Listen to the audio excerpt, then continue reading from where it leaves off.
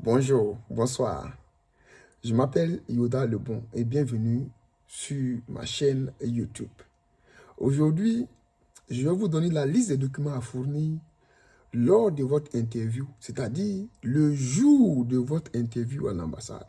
Oui, le jour de votre interview à l'ambassade, il y a une liste de documents à fournir là-bas. Et plein de personnes, nombreux sont là même quand ils arrivent là-bas, ils ont omis un document qu'ils n'ont pas envoyé, ils ont oublié quelque chose qu'ils n'ont pas envoyé et souvent, on rejette leur interview à une autre date ou bien en tout cas, c'est un refus de visa automatique. Mais vous savez, pour éviter ces erreurs, je suis là.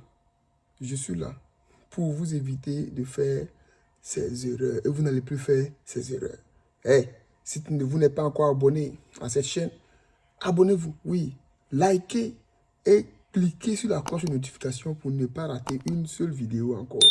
Oui, allez, let's go. Le premier document à apporter le jour de votre interview à l'ambassade, c'est le passeport. Le passeport est très important. Oui, le passeport est très important, c'est pourquoi souvent les gens disent que vous devez envoyer un passeport qui est valide, un passeport qui date d'au moins 6 mois. C'est-à-dire quand on vous donne le passeport, vous avez 6 mois pour quitter votre pays d'origine.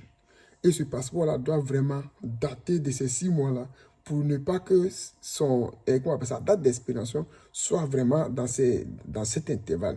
Parce que vous devez quitter le territoire où vous habitez. Ça, c'est le premier document. Le deuxième document à apporter lors de votre interview à l'ambassade, c'est d'imprimer votre DS 260. Oui, l'applicant principal, c'est-à-dire que la personne qui a gagné la DV Loterie doit imprimer sa DS 260. Ce n'est pas tous les applicants qui impriment leur DS 260, mais c'est l'applicant principal. Celui-là même qui a gagné la DV Loterie, c'est lui-là même qui imprime sa DS 260 pour joindre à ses dossiers. La troisième chose que vous devez envoyer, c'est votre deuxième lettre, la lettre du KCC. Sur cette lettre-là, vous avez la date du rendez-vous, l'heure du rendez-vous et le lieu du rendez-vous. Le lieu, c'est l'ambassade que vous avez choisi pour faire votre interview. Si vous êtes en Côte d'Ivoire, c'est l'ambassade de Côte d'Ivoire. Donc là, cette lettre-là est très importante dans vos dossiers que vous allez apporter à l'ambassade le jour de votre interview. La quatrième chose à apporter, c'est 2 photos Visa. Ces 2 photos Visa-là doivent être de dimension 600 x 600 pixels ou bien 5 cm x 5 cm. Si vous ne pouvez pas faire les photos de vous-même, allez-y dans les agences où on fait des photos. Oui, ces gens-là font des photos Visa et ils connaissent les dimensions de ces photos-là. Ils tirent ces photos, en tout cas, ils vont vous donner, vous allez apporter ces photos-là à l'ambassade. Tous les applicants, c'est-à-dire que si vous avez joué avec toute votre famille, toute la famille doit apporter 2 photos, 2 photos, 2 photos, 2 photos. N'oubliez pas cela aussi. La cinquième des choses à apporter, c'est l'extrait de naissance. Pour ne pas dire les extraits de naissance, si vous avez joué avec beaucoup de familles, avec beaucoup de personnes. Voilà, les extraits de naissance. La sixième des choses à apporter, quand on parle d'extrait de naissance, c'est qu'on parle d'extrait de mariage. C'est l'extrait de mariage si vous êtes marié. Si vous n'êtes pas marié, ne vous embrouillez pas pour cela. La septième des choses à apporter, c'est un certificat de mariage. Si vous êtes marié encore, parce que tout à l'heure, on parle toujours des mariés. Si vous êtes marié, vous devez envoyer votre certificat de mariage. Ce qui atteste que vous êtes marié légalement. Voilà. La huitième des choses à envoyer, c'est un certificat de décès ou bien un certificat de divorce. Vous allez dire que, ah, mais Yoda Lebon, tu nous amènes loin encore. Non. Je ne vous emmène pas loin. C'est pourquoi je suis votre coach. C'est pourquoi je suis là aussi, pour vous éviter à faire des erreurs. Vous savez, il arrive souvent qu'on joue à la DV Loterie et que je touche du bois et que l'un des conjoints décède. Vous avez été sélectionné à la DV Loterie. Vous continuez votre procédure. Et puis l'un de votre partenaire ou bien c'est comme l'un d'entre vous décède. Quand l'un d'entre vous décède, c'est forcé. Avant de continuer votre procédure, il faudrait que vous ayez un certificat de décès. Si vous avez divorcé aussi, parce que vous avez gagné la DV Loterie et au cours de trucs, il y a eu des embrouilles, vous avez divorcé, vous devez envoyer votre certificat de divorce. Que Dieu nous en préserve, que Dieu nous garde de ces malheurs. On ne souhaite pas. Mais je vous le dis, pour que l'information passe toujours, parce que je me suis dit que ce sont des informations que je dois toujours vous partager pour vous éviter de poser les mêmes questions encore et pour vous éviter encore de ne pas faire les erreurs que les autres ont fait avant. La 9e des choses à apporter, c'est ce qu'on appelle un certificat de changement de nom. C'est-à-dire qu'il y a des personnes là, ils sont nés, je prends un exemple, c'est pas parce que c'est un exemple banal, il y a des gens qui s'appellent Gaspard, il y a des gens qui s'appellent Antoinette ou bien Antoine. Ils n'aiment pas leur nom et ils veulent maintenant changer leur nom. Ils décident de changer leur nom. Si vous êtes en procédure de demande de visa, vous avez changé votre nom. Vous devez forcément justifier cela en envoyant un certificat de changement de nom. On est d'accord sur ça? Or, la 10e des choses à envoyer, c'est un casier judiciaire. Un casier judiciaire qui date de 6 mois. 6 mois de validité, oui. C'est-à-dire que votre casier judiciaire ne doit pas expirer.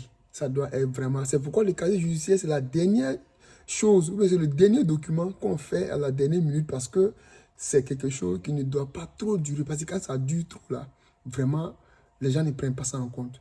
Et sur ce côté encore, je vais m'attarder sur beaucoup de choses en vous disant que si par exemple, vous étiez au Maroc, que vous avez fait plus de 6 mois au Maroc et que vous êtes Ivoirien, vous êtes Gabonais, vous êtes Camerounais, c'est-à-dire que si vous avez gagné la DV Loterie, que vous décidez de poursuivre votre procédure dans un pays, que ce soit votre pays d'origine, ou bien que ce soit le Maroc, ou bien que ce soit le Dubaï, que ce soit partout, vous devez fournir un casier judiciaire de votre pays et en plus encore un casier judiciaire du pays que vous êtes dedans, que vous avez déjà fait 6 mois, pour montrer que vous êtes une personne normale, une personne loyale, que vous là, vos mains ne sont pas tachées quelque part.